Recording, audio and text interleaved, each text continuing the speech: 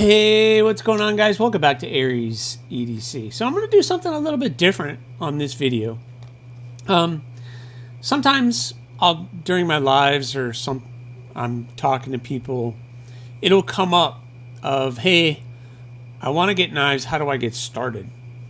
And I think before you start looking at equipment and everything else, you need to know.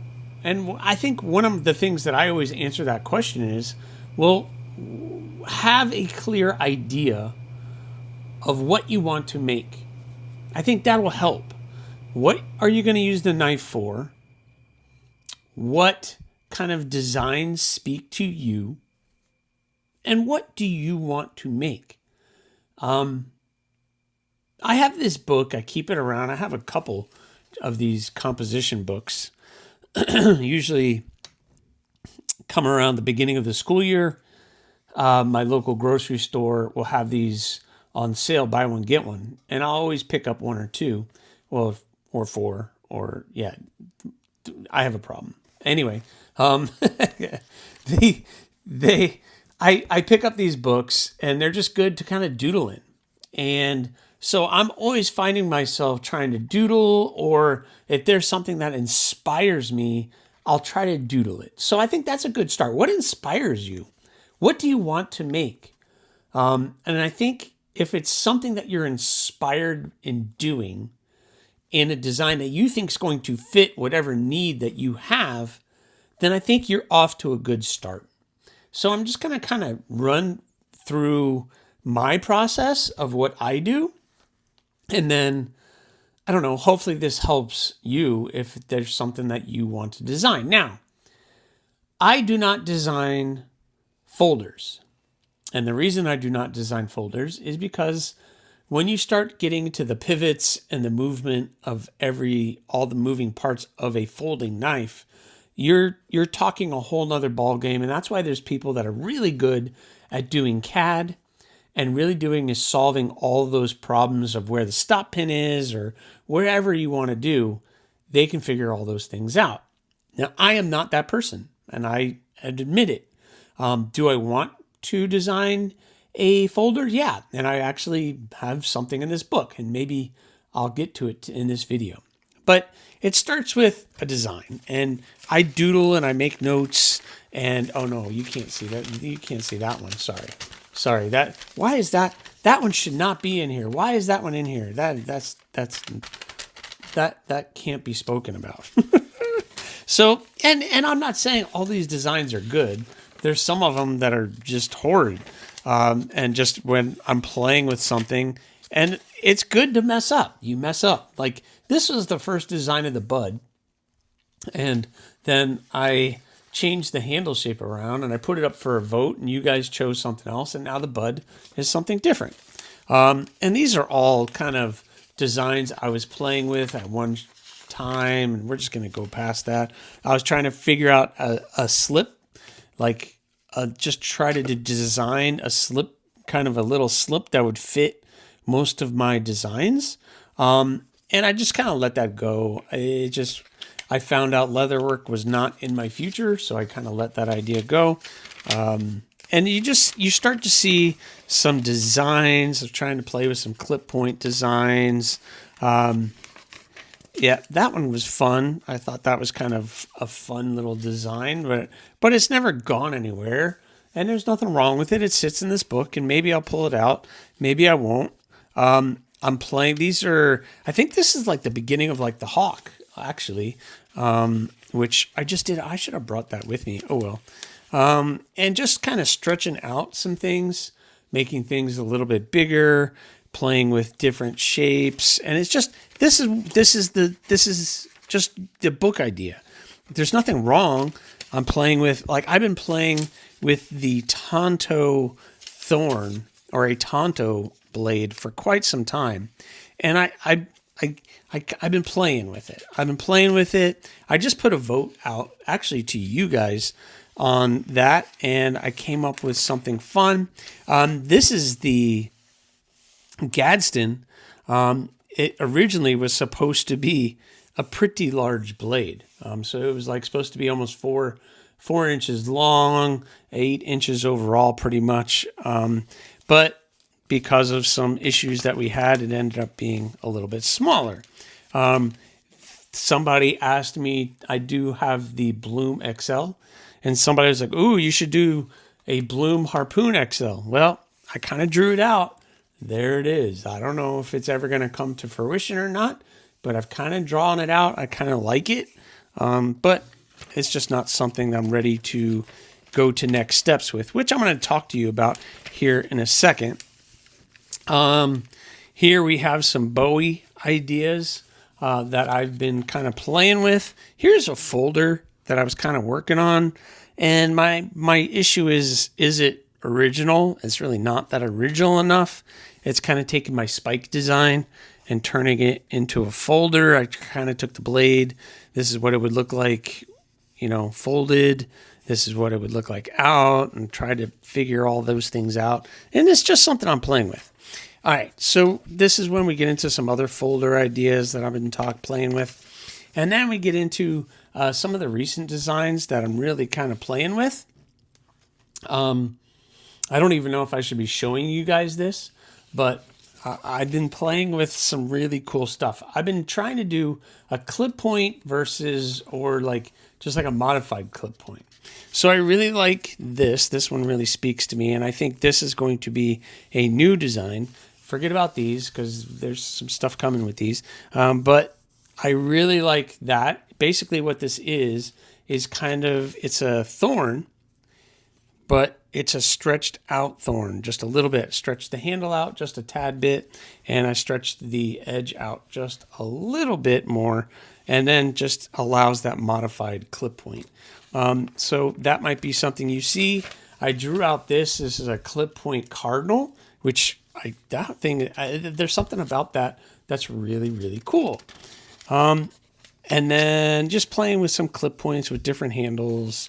And then I shared these on my Patreon and my channels members, and I put it up to a vote to see what everybody liked, and everybody seemed to like 3 the most, and I do too.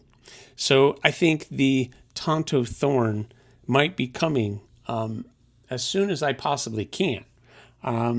We'll see. And also, there's this blade right here. And I think this is going to be a future clip point that I'm going to do. Basically, it's based on the Hawk design. So you have the same Hawk 4-finger handle, and then you're going to have a little bit more of a stretched out blade. It's like a 3-inch blade, and the Hawk handle. I think that's going to be a pretty cool design. Now, that's pretty much the end of the book. So at this point, I have 3 blades that I want to possibly bring to life. And this is where I get excited, because these drawings start to become reality. So I have this Thorn Bowie, or the Thorn, we can call it the Thorn Bowie or Thorn modified clip. I don't know, the Thorn MC. No, we can't call it that. The modified clip. And then we have this Bowie shaped for that Hawk design. I don't know what we're calling it yet. And the Tonto Thorn. Those 3 are going to come into fruition. So how do I get from a drawing of a knife to a finished product of a knife? Well, you know, there's a lot involved. So the first thing that I like to do, why does this keep popping up? We don't need to talk about that. Jeez. So the first thing I do is I cut this design out, and I design this to the size that I'm looking for. So this blade will be exactly this big, give or take a millimeter or 2, but it's going to be that big. So what I do is I will cut these sheets of paper out. So let's see, what do I have laying around here? How about, well, that's kind of messed up, but the Rock Copper XL. So this was the drawing of the Rock Copper XL. And some people will take this and they'll glue it to a piece of steel, and then they cut it out based off of that design, which works amazing. But if you're going to recreate this, this piece of paper is going to get ruined when you start cutting and shaping and doing everything to that design. So what I like to do is I will take this piece of paper and I will put it onto some thin plywood that I have laying around here, and I make it out of wood. And these wooden blanks end up being something that I can pull from whenever somebody or whenever I decide I'm going to make a rock copper XL or I'm going to make a thorn. Then I can pull this blank out, use that to stencil that onto my steel, and then I can go. And then now I have a reusable stencil that I keep in the magic drawer over here that has all my stencils in it. So that's kind of where the birth of the design comes from. And that's my process. And once you get to a wooden blank and you can recreate that on some steel, then it's going into the steelwork. And I cannot tell you how great it feels to be able to come up with a drawing, turn it into wood. The wood kind of gives you an idea of what it's going to feel like too. Like, is it the perfect handle? No, but you can kind of feel, if I put handles in there, how's that's going to feel? Where's my thumb going to land when I'm holding the knife? Do I need a lanyard? Do I not need a lanyard? All these things are going to come to fruition, like the rock copper.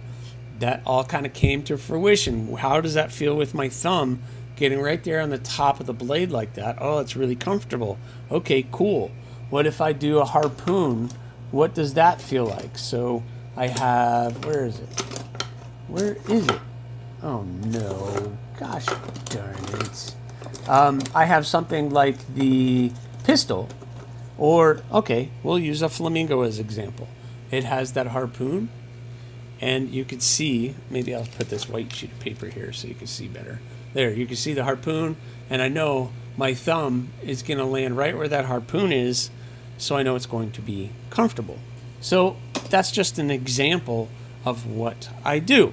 Now, once I have a workable design, then I'll take that blank, and I try on the designs that I really like.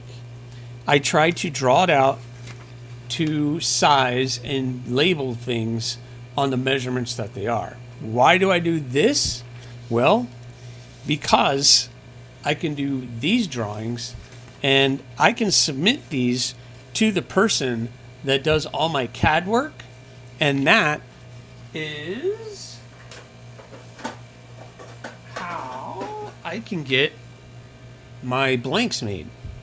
Because it all starts with the drawing, whether it's the crow, so this was the idea for the production bloom, and that's still in the works, but that's kind of like and I'm not an artist. I'm not a really good person that draws, as you see, but I do my best.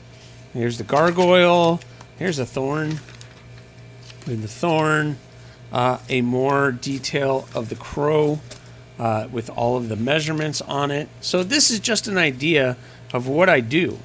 And then I can send this over to the person who does my CAD work, and then he puts it into a CAD file so that I can get water jet things made. And then I can turn that into a knife. Now, I don't always water jet stuff. You guys know. So when I do like a drop, like the blooms, the rock hoppers, the thorns, those have all been laser cut or water jetted out. And that's just to save me time. But I will tell you, like for January's builds, the Spike, the Hawk, the Rock Hopper XL, the Cardinal XL, the Bloom Cliff, those were not CAD. I cut them out, I shaped them, and I did everything here in-house, except for the heat treat on the two stainless. But I'm doing everything I can in the house, and I only do the water jet stuff just to save me some time when I'm doing a drop. And that's because but I'm also doing an extra blade. When I open the books, I only do 5 blades for the month, or I try. And then when I do this, I'm doing 6, which is a little bit more work. That's an extra blade, an extra handle, extra everything else that I have to do. So it's fun to look at a drawing of something, and that drawing comes to fruition and turns into something new, something great, something amazing that I can turn into a workable tool. And I've done these drawings for all of these things. The column, the pistol, there's a bloom, and I even did the spike. Now, I redid the spike recently. Where is it? I have the 4-finger spike now, which I have to find that. Where did it go? But, oh, there's the bud. But I now changed the spike to a 4-finger spike. So this is a 3-finger spike, and now it's 4-finger. I stretched this out, redid this drawing, so now that is that. So then it comes to a drawing, or it's a drawing, then it becomes a wooden blank, then it becomes an actual working tool.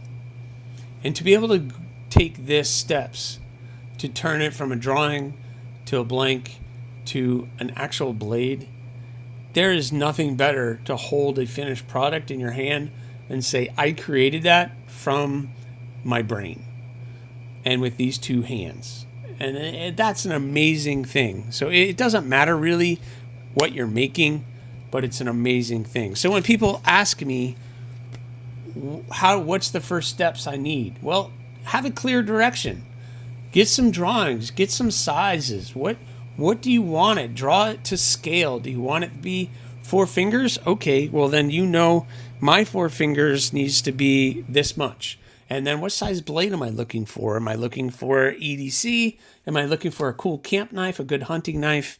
Well, these are all things you need to take into consideration. What blade shapes speak to me?